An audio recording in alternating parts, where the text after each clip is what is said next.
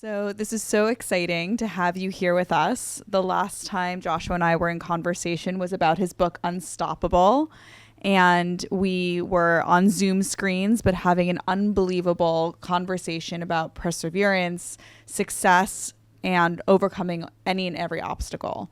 So I'm really glad to be here with you again, talking about a different type of perseverance and success and different Holocaust survivor stories for a unique audience. But just getting first into signs of survival, Joshua, how did you find this story? What inspired you to tell this story? In the 1970s, the Holocaust had still not yet become the kind of huge industry that it has become since then. Survivors living in the New Haven, Connecticut area took exception to a television series that some of you may know about. It was called Holocaust, starring Meryl Streep. That was, at the time, the most popular and well-received broadcast on the Holocaust. But survivors were upset that their stories were being romanticized and in some ways trivialized. So they began videotaping one another. And that initial collection of about, I think, 200, at the time, 3/4-inch U-matic videos were deposited at Yale University. And that was the beginning of the Fortunoff Video Archive. The first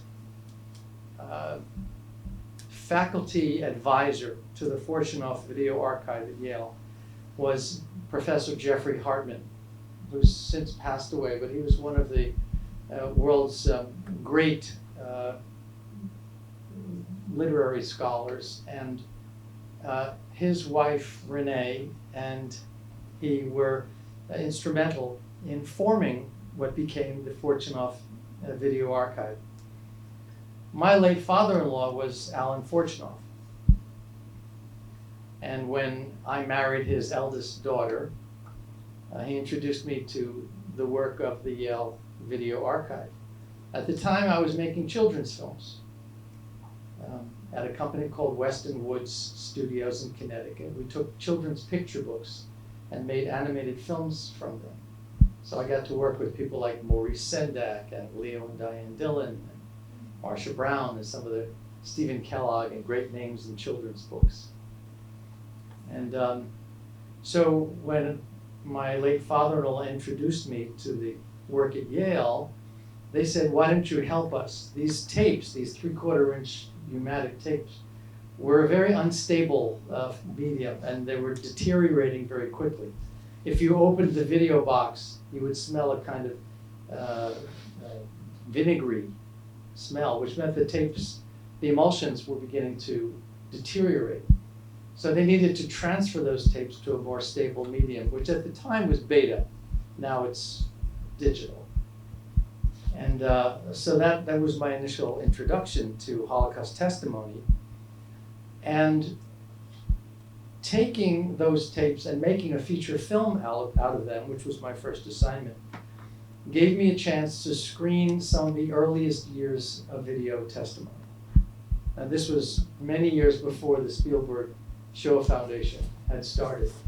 And some of the witnesses who were videotaped were very young at the time, in their early 40s, for example. And one of the videos was the testimony by Renee Hartman. And my partner and I probably screened her testimony 30 or 40 times because, as you will see, well, I'm going to start with a 5-minute compendium of some clips from her testimony. She is eloquent. She's very poised. She was a poet, so she chooses her words very carefully. She's still with us. She lives in a home in New Haven. And what can we do that? Can we just start by watching this? I'd love for you to just see Renee, and then we can perhaps get into more about how the book began. We would hear certain sounds of boots on the street. And usually whenever there was a transport, it was accompanied by 10 to 12 soldiers coming, marching together from house to house and gathering all the people, knocking on the doors and saying, you have an hour. And we used to live in terror of these booths. And my parents were both deaf. And I had a deaf sister, so I became the ears. I would have to warn them that the transport was coming. By 1943, my parents realized it was just hopeless, that there was no point in trying to live in this fearful way, and so they decided to send my sister and me to a farm family out in the country, for which they paid great sums, and I had to hide the fact that I was Jewish. At that time, I was 9 years old. I had my sister who was 7.5, and then the son came back to the farm and announced to me that my parents had failed to pay for the last 5 months. They never told us that they had already been taken by the last transport out of Bratislava. And I took my suitcase and my sister looking for a place to stay.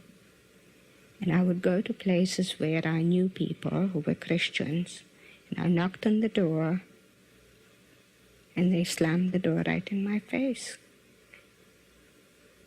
And not saying a word, not explaining, just as if I were just a beggar at the door, and they just closed the door in my face.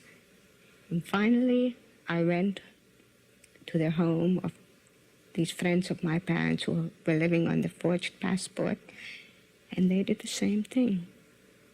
And then I knew that indeed I was the last Jew left. There was nothing for me to do for 2 days.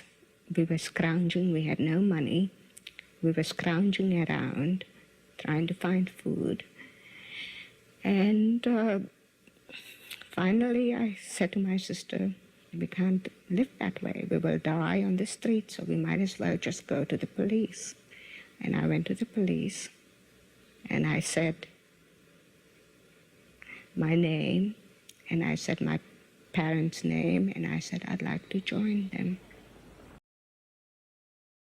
When I was in the camp, I managed to find a roll of toilet paper. And I managed to also barter something I had for a pencil. And I started to write. And I was writing down everything that was happening to me. I was about my longings, my fears, conversations I overheard, things people had said. And at one point, this roll of toilet paper was found in one of the searches by the soldiers. And I remember coming back from the appel, seeing a soldier sitting on the lower bunk from the one I was with the toilet paper, and rolling it and reading it to someone else and laughing and finding it very amusing. When I suddenly had rushed up to snatch it, he pulled it away and he said, "No, this is too good for you." And he took it with him. And of course, I heard the conversation. I heard what they were describing. One of the things that I remember him saying to the other was, "She has a wonderful sense of humor." And I didn't remember writing anything funny in it. Right across from us was a charnel house filled with corpses. Not just inside, but overflowing all over. There were corpses all over. I walked beside dead people. And after a while, it just got to be so that one noticed and one had to say to oneself, I'm not going to see who it is. I'm not going to recognize anyone in this person who is lying there. And it got to the point where I realized that I had to close my eyes to a number of things. And otherwise, I would not have survived even at that time, because I saw people around me going mad. I was not only having to live with all these things, but with madness. One of the saddest things in my life has been that I have no recollection of the liberation, because I was totally ill with the typhus. Had I had to wait another 2 days for the English, I would not have survived.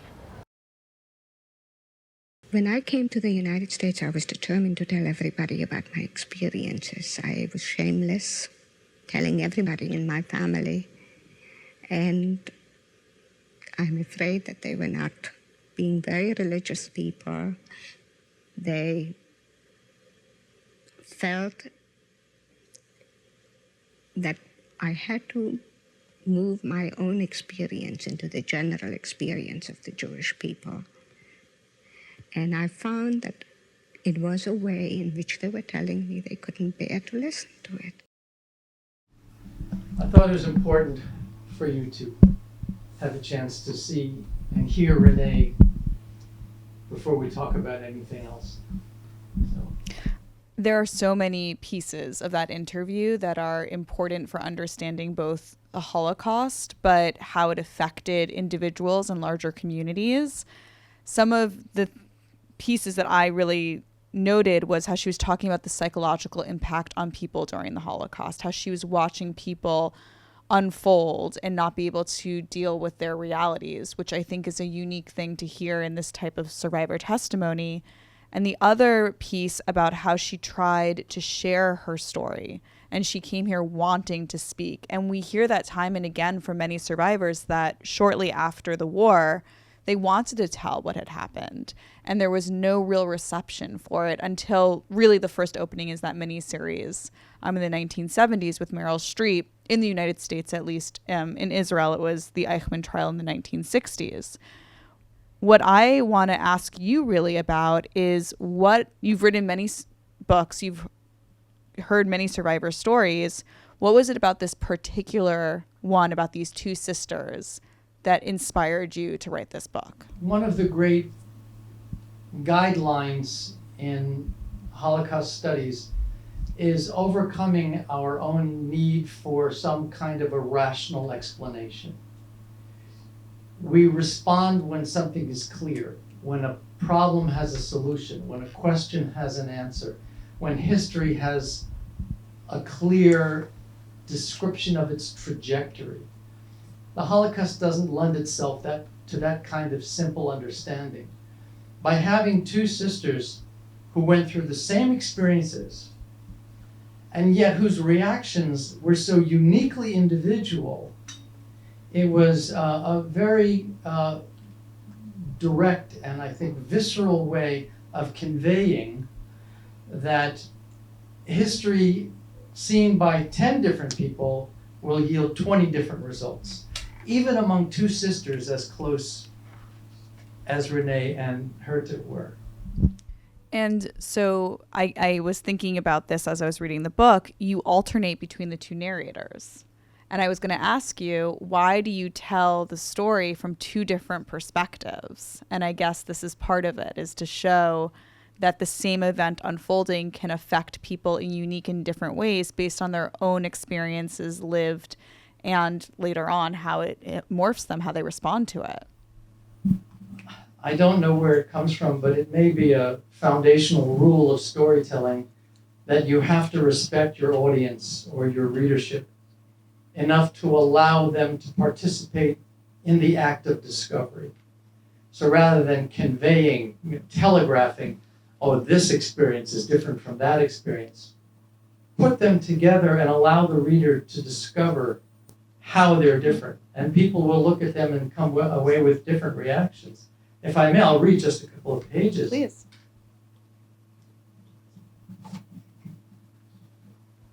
So Herta, this is Herta beginning. This is Renee's younger sister. The day, this is much later after they've come to America. The day I stopped working at the bank, Renee said, "Now that you've retired, I can take you back with me to Bratislava. Go back to Bratislava? Never, I told her.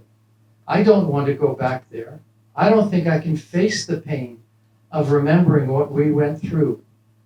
Please say yes, Renee said. I didn't understand why she was so insistent, but I thought, Renee went out of her way for me so many times in those sad days. Here's a chance for me to go out of my way for her. So at last I agreed. I met Renee at New York's John F. Kennedy Airport.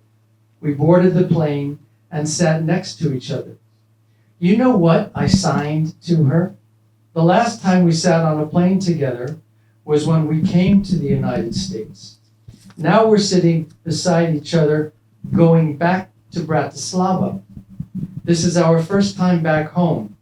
I'm 57 years old, and I don't understand. Why did you want me to come with you on this trip? My sister smiled and signed, how could I go back without you? Nothing is the same without you. Our first stop was Vienna, Austria, where my son joined us. The following day, the three of us took an overnight train to Bratislava. We arrived in the morning, and I was stunned. Everything seemed tiny. What happened to this station? I asked Renee. It's so much smaller than when we were children. She laughed. No, she signed back. It's the same. You just got bigger. I looked around and said, this was always a beautiful town. I pointed to a tower in the distance and said, on top of that tower, there used to be a stone eagle. My son walked ahead and looked up, then pointed to something and signed to us, you're right, Mother, the eagle is still there. From the station, we walked to the street where our apartment used to be. When we arrived, I looked around and my heart broke. All I could do was cry, remembering the pain, the murders, the horrors we had known as children. We ended our visit, and just before we left Bratislava, Renee turned to me and said, the real reason I wanted you to come with me was so we could say farewell to our youth. The Nazis sent us to Bergen-Belsen before we could have a real childhood. And that was a tragedy beyond our control. And as children, all we knew was war and suffering. I wanted us to come back here so that we could say goodbye and have some peace at last. A bit of a sense of the relationship between these two sisters. And here's what's interesting. After some years in America, Herta developed a little bit of jealousy over the life that her sister Renee had started to live. Renee married a very well-known and respected philosopher, professor at Yale University. She herself was a renowned poet, and Herta ended up working on a very entry level in a bank. So there was some sense of, why her and not me? Between the lines, you can read, why do you get to hear and I don't? So some of that early childhood competition spilled out into the later years. One last thing I'd like to read for you, if I may, is a poem that Renee wrote to her younger sister.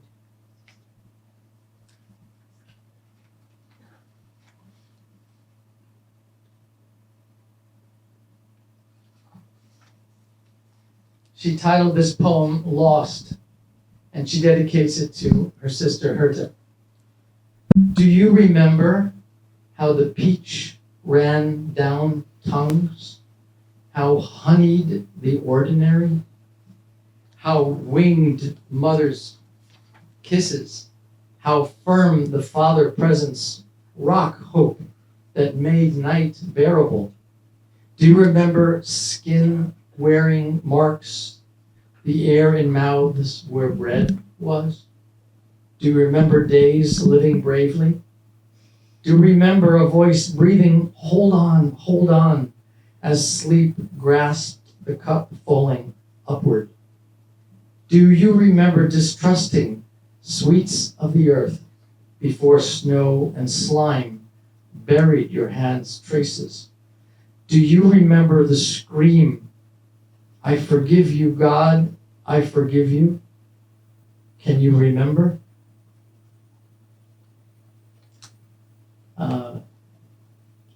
So part of the answer to your earlier question is I couldn't resist this story. I mean, this was someone who was not only a unique survivor from my experience, because I had not written about a hearing and deaf sister before, but my God, how more articulate could anyone possibly be? So for me, it was a chance to present a story from a different perspective. Thank you for reading that and sharing her words. I think they're incredibly powerful. There are so few, in comparison, stories, books, films about Holocaust survivors who are deaf, and in part because during the Holocaust, not just Jews, but anyone the Nazis identified as a person with a disability was not invited to not just live amongst society, but live. And there was targeted mass executions. And so to see this relationship between a hearing sister and a deaf sister, but then also understand their relationship during the Holocaust and this interpersonal connection that they had, that they helped each other survive. And I think you do such a good job of showing that balance between the two, how they each gave the other hope. They each gave the other something to live for. They each gave the other a chance to actually wake up and say, I can't give up today. I have someone depending on me. And what I loved in the book is having those two narrators share that, where you can see that they have this mutual relationship where, in a way, one way or another, they're both helping the other to survive and in turn help themselves. So what are some of the lessons you would hope a young person would gather from reading this book? That's one of the three questions I hope someone will never ask me at the end. I'm not going to tell you what the other two are. We feel a need, don't we, to come away with some lesson that we can hold on to. That's a natural impulse. Trained at the Yale archive, I was weaned off that. I was told, don't look for some kind of takeaway. But it's natural. And because people ask it often enough, I've gone to the survivors and asked them, what would you say? And so here are some of the things that they've told me that they would hope people would take away. One is that Jews were not passively allowing themselves to be led to the slaughter. There's this tragic narrative that's been allowed to take hold of the past 85, 90 years that the Jews did nothing. And that's not only insulting, it's historically inaccurate. There was much resistance, and in some instances it was armed resistance, as for example in the Warsaw Ghetto, and sometimes it's resistance as you have here. One of the things that I love about Renee is how absolutely fearless she was when confronting SS guards in the camp, for example. If one of the guards came up and menaced her younger sister, she would go and bite his hand. She'd kick him in the shins. Now, who does that?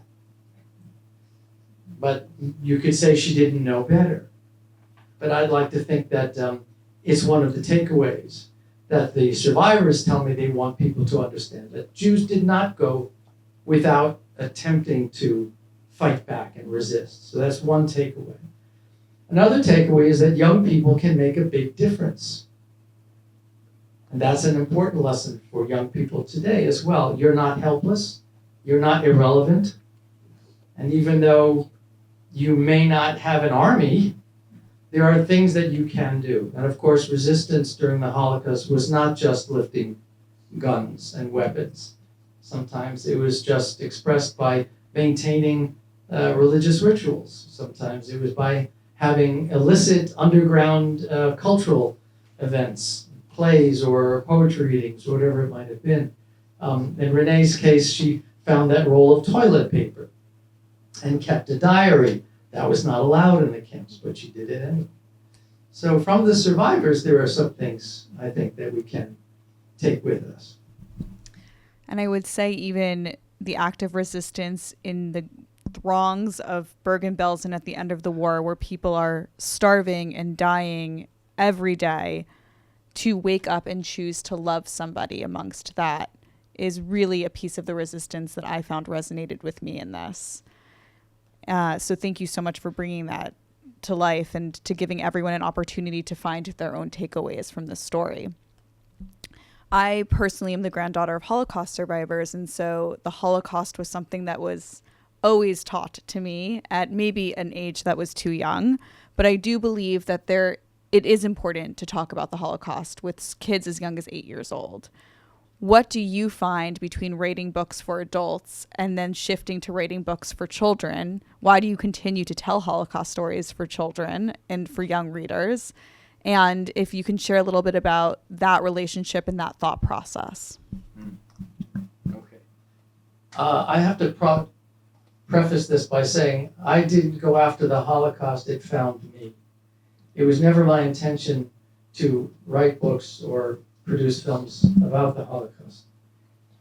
I married into a family that had endowed the Yale Video Archive. I was introduced to their work, and the rest, as they say, is history. But once I became involved with witness testimony in particular, and that's why I wanted to start by showing you those clips, it was very clear there's nothing more powerful than hearing someone tell his or her story in his or her own words. And sometimes the silences are even more eloquent than the words. When you watch these early years of testimony, you will find witnesses to the Shoah grasping for language.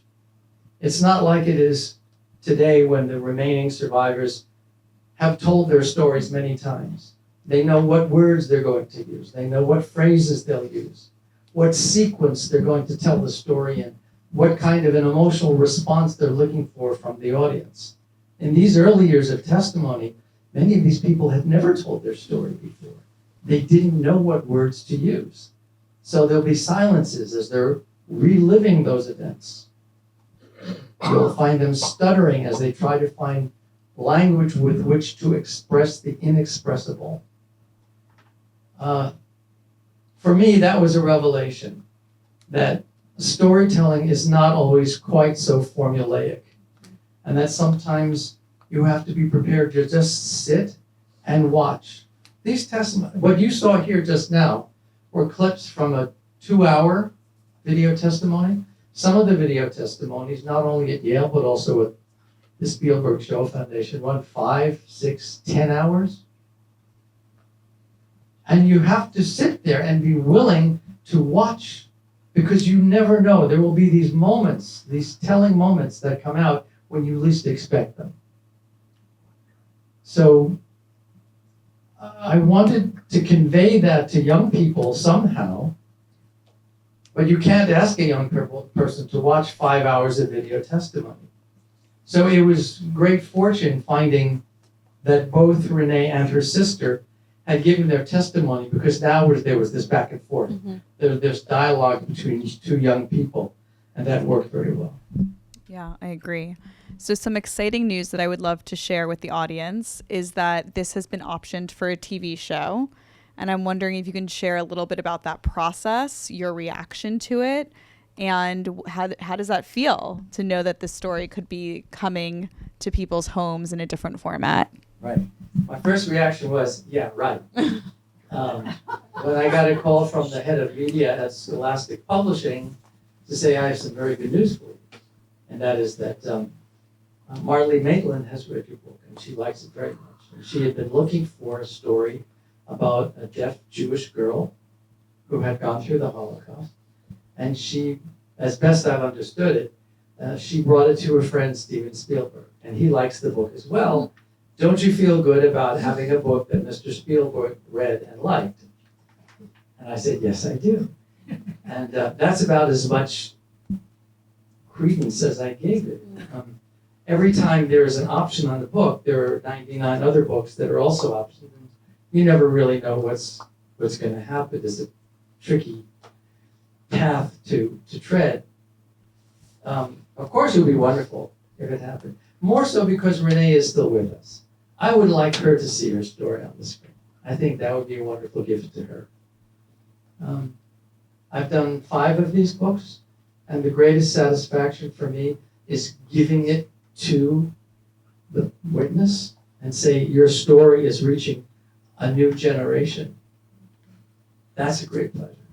Well, I think we all hope that she'll be able to see that and see that her story of survival made it onto screens for so many young people to learn from. Let's hope so.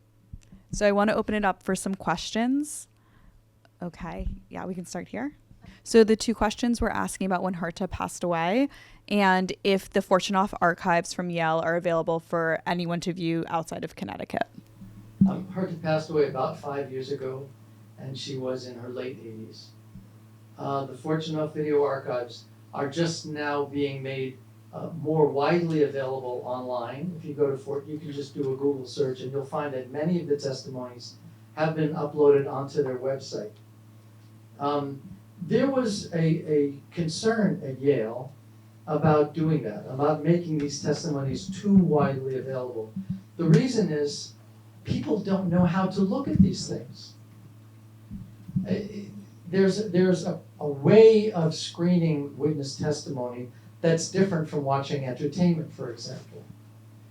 And the concern was that without some training, without some preparation, people really won't get the full understanding or benefit of what's being said. Things have changed. That protocol is looser now. Perhaps it's because there are so many testimonies already available. So if there is something unique about the Fortunoff archive at Yale, it's that the scholars there are attempting to help teachers teach their students how to listen. So that they're not just approaching this the way they would a video game or a television show or some entertainment. There's a way of understanding some background. That's why I work with them. I find that a very important contribution. Here in the, yeah. So the question was about making more Holocaust films and movies available on PBS, and if there's a chance this would be one day. Well, PBS deserves a lot of credit. I mean, they've done some extraordinary things that no other television channel or network would ever have done. And my good fortune was that the very first film I did aired on PBS. And it was called Witness Voices from the Holocaust, based on testimonies from the Yale archive. I think it's premature to talk about this story since it hasn't been made yet, but certainly if it is made, I'm sure it will be available somewhere widely. So we'll see. In the back, yes. So the question is about the poem, and if you could share more, Joshua, about what year it was written, to whom it was written, any more understanding we have for it. This particular poem was, if I remember correctly, written in the mid-1980s. Renee wrote hundreds of poems. She has there are some small books of her work that have been published by, I guess they call them vanity presses, not a major publisher. She and her late husband, Jeffrey Hartman, was also a poet and a prolific writer, so a very literary family. I'm not quite sure what I can tell you about her writing, except that she is an exceptionally gifted poet. She has a way with language. She can capture in a few words very big, complex concepts. Her description here about memory, the workings of memory, I find absolutely extraordinary. It's why I thought, yes, I want to close the book with that. Poetry is exceptional in that way. Every word is important. And she's masterful at it. So I don't know what else I can tell you. Oh, yeah. Thanks. I was curious if the book addresses, or if it doesn't, if you know, how Renee's sister escaped immediate death, or and during the stay there, why someone didn't send her on because of her disability. So the question is about Renee's sister and how she was able to escape certain death or near certain death in Bergen-Belsen, specifically because she could not hear. Right. For the 2 years they were in Bergen-Belsen, they never let go of each other's hands. That's how she survived. If she had let go for a moment, she would have wandered off. She couldn't tell if someone was coming up behind her. So Renee made sure she held her sister's hand day and night for all those many months. And after liberation, they were sent to a Red Cross hospital in Sweden. And then they were separated. Renee's sister was sent to a school for the deaf. And a relative came and brought Renee back to the United States. And you heard a little bit of her reaction there. When she came back, she wanted to tell everyone what had happened. She wanted to explain her experiences, and no one would listen. They just did not want to hear what she had to say. And as you rightly pointed out, that started to change with the Eichmann trials. And then afterwards with Schindler's List, opened the door. And after that, there's been thousands, if not tens of thousands, of memoirs published. So the two questions were first about Herta and if she was born hearing and became deaf, or if she was born deaf. And the second question is about the title, Signs of Survival. Where did she learn sign language? And where did she learn sign language? How did they communicate, the sisters? So as kids, how were they communicating? Where did she learn sign language? And of course, a little bit, I think, more about the childhood. Herta was born deaf. So were both her parents. In Bratislava at the time, there was a small deaf community where they learned, I don't know the technical name for it, but it's the European equivalent of sign language, which is different from American Sign, as best I've understood. Yes, So that was a little bit of the background there. So far, the title of the book, yes, it's intentionally a play on words. Yes. If the relative brought the first daughter, the first girl out, when did they she get reunited with Herta?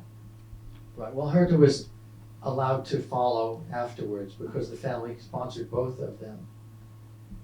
And it was a gradual process of acclimating to life in America. In the book, there's a description by Renee of how jarring it was to arrive in America and to walk down the street and see so much food. She'd never seen so much food in her life. There were carts of food just overflowing with fruits and vegetables. She thought that this must be Christmas or some holiday or something. And it took a long time to just adjust to the difference, the shocking difference in what what they had been living through. So the question is about the relative who was in the United States. How did they find out about the two sisters in Sweden and then sponsor them? Good question. I only have part of an answer for you. There were publications in both English and Yiddish that announced who was still alive. There were lists of names that were published. And as best I remember, Renee and Herta's family in the States saw their name in one of these publications. It's also possible that the Red Cross Hospital was able to find some information about the family and contacted them from Sweden. Which of those two answers is the more accurate? I'd have to ask Renee. But those were the way that people were usually reunited, was through those publications. Thank you. I'd like to add the Jewish community is really small, and the Jewish deaf community is even smaller. So if there's a deaf person who attended a deaf school, They have their own networks, let's say, of friends or family, and usually that's how the families here in the United States find out about those in Europe and elsewhere and how to sponsor them. It's a very common thing that happens within the deaf community. Thank you. Absolutely.